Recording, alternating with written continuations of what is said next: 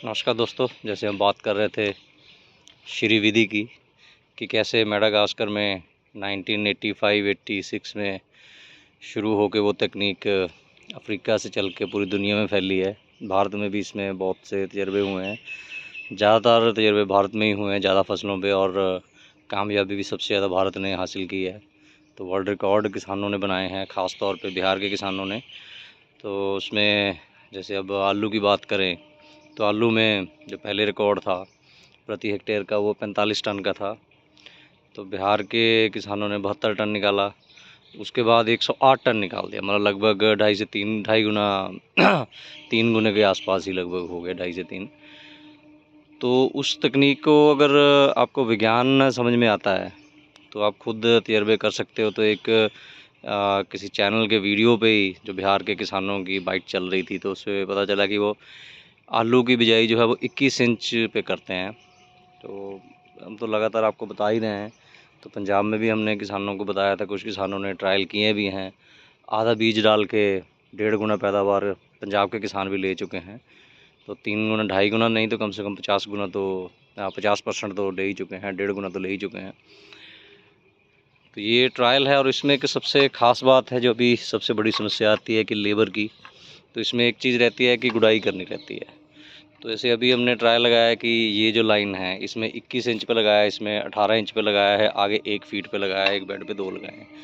तो गुड़ाई करना बड़ा आसान होता है। तो ऐसी ये छोटी छोटी मशीनें हैं, ये मशीनें जो हाथ से भी चलती हैं। आप देख सकते हैं कि इसके एक साइड में ये दांत लगे हुए हैं, टिलर हैं छोटे छोटे, एक साइड में ऐसे ब्लेड लगा हुआ है। तो इसको चलाना भी बड़ा आसान है, आसानी से आप इसको पकड़ के खींचते रहिए तो ऐसे जो है वो गुड़ाई हो जाएगी। दोनों साइड में गुड़ाई ऐसे हो जाएगी बड़े आराम से। तो अगर श्री विधि से ये 2 फ़ायदे होते हैं कि पहला फ़ायदा तो ये होता है कि आपका बीज कम लगेगा, क्योंकि आलू की जो खेती है, आलू की खेती में बीज की कॉस्ट जो है वही करीब 40 से 45% हो जाती है, और अच्छा बीज नहीं मिला तो आपका ख़र्चा और भी बढ़ जाता है। तो पहले तो वो बचत होगी कि आपका 40% नहीं रहेगा, आपका ख़र्चा सिर्फ 20-25% रह जाएगा। और गुड़ाई करने के लिए ऐसे छोटे छोटे साधनों तो बड़े आसानी से हो सकती है। तो इन्हीं चीज़ों को थोड़ा मोटराइज भी बनाया जा सकता है। बिहार में तो हो सकता है किसानों ने कर भी लिया हो, क्योंकि वहाँ पे किसान कर रहे हैं तो इंडस्ट्री भी डेवलप होगी। तो पंजाब में तो ऐसा कुछ होता नहीं है, तो इसलिए पंजाब में छोटी छोटी मशीनों की कोई ख़ास इंडस्ट्री भी डेवलप नहीं होती है। तो ये चीज़ें बड़े आसानी से की जा सकती हैं। तो हमने जानकारी तो स्टार्टिंग से दे रहे हैं कि कैसे जो है श्री विधि में खेती की जा सकती है। तो जिन किसानों ने किया है वो बता भी सकते हैं। तो ये इसकी दूसरी बार गुड़ाई हो गई है, अभी इसको खाद डालेंगे। तो यहाँ कुछ मल्चिंग की थी, मल्चिंग में से भी निकल के आए हैं आलू। ऐसे ही यहाँ पे ये लहसुन लगाया था, तो अभी इसकी दूसरी साइड पे मटर लगाएंगे। तो यहाँ भी खाली जगह पड़ी थी, आलू लगा दिए।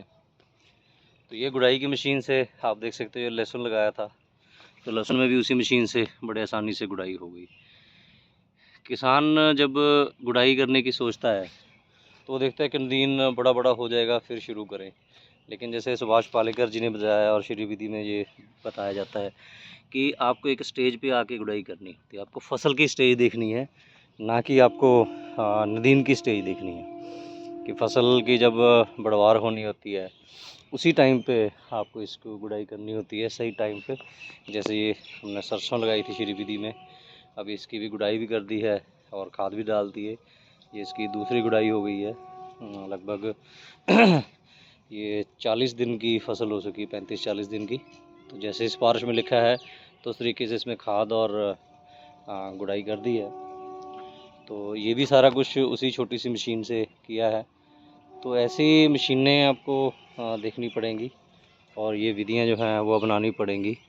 तो आलू की बिजाई भी जो है, जैसे डॉक्टर जसपाल सिंह जी ने कहा था कि सब्जियों की बिजाई लगातार करते रहना चाहिए, तो वो हमने 3-4 किश्तों में की है।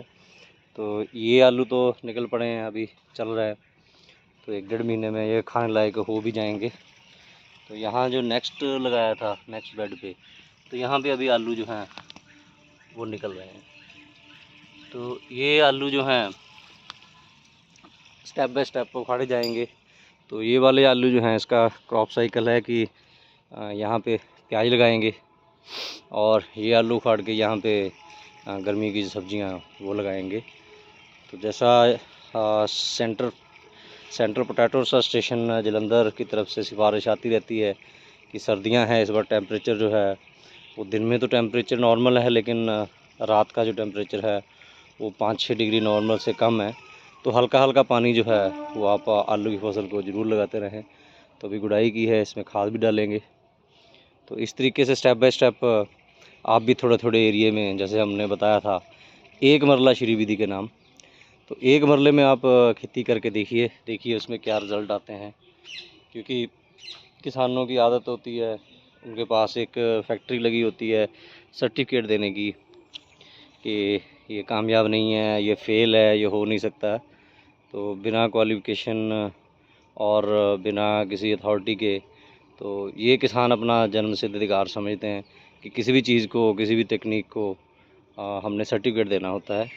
मतलब जो हम नहीं कर रहे हैं या जो करने की हमारी इच्छा नहीं होती है, मेहनत करने की इच्छा नहीं होती है, तो उसको फ़ेल कह दिया जाता है।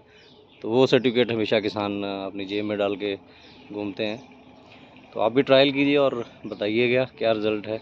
किसान अगर मैं बताता हूँ तो यहाँ पे एक और हमारे बहुत ही ज्ञानी किसान होते हैं कि आप तो छोटी सी जगह में कर रहे हो तो जो मर्ज़ी आप कर सकते हो, लेकिन जिसको सीखना होता है वो देख लेता है कि हो क्या रहा है वहाँ पे। तो अर्जुन की वाली बात है कि जब द्रोणाचार्य ने टेस्ट लिया तो सभी को, किसी को आम दिख रहा था, किसी को पत्ते दिख रहे थे, किसी को पेड़ दिख रहा था, अर्जुन को जो चिड़िया की आँख दिख रही थी। तो आपकी नज़र, आपको नज़र क्या आता है वो आपके नज़रिए पे निर्भर करता है। तो जिन किसानों ने ट्रायल किए हैं वो देख सकते हैं, और जिन्होंने अभी करने हैं वो एक, जैसे सरसों में आपको बताया था कि आप एक काम कर सकते हो कि आपके आलू पास पास में लगे हुए हैं तो बीच बीच में, जैसे ये 2 पौधे हैं तो बीच में अगर आलू लगा हो तो उसको उखाड़ लीजिए और किसी और जगह लगा दें। आलू बेशर्म सी फसल है, चल पड़ेगी दोबारा से, तो उतना नुकसान नहीं हुआ। एक आध मरले में ऐसे जो लगे हुए आलू जो मतलब अभी लगे हैं, मतलब एक महीने के आसपास जिसकी उम्र है, सही टाइम पे मतलब जो लगे हैं अक्टूबर के फर्स्ट वीक में लगे हैं जो, तो उसको आप एक बार उखाड़ के देख सकते हैं कि क्या उसमें फ़र्क पड़ता है। तो ऐसी छोटी छोटी चीज़ें हैं जिससे आप ट्रायल कर सकते हैं। तो ज़रूर बताइएगा जी। धन्यवाद।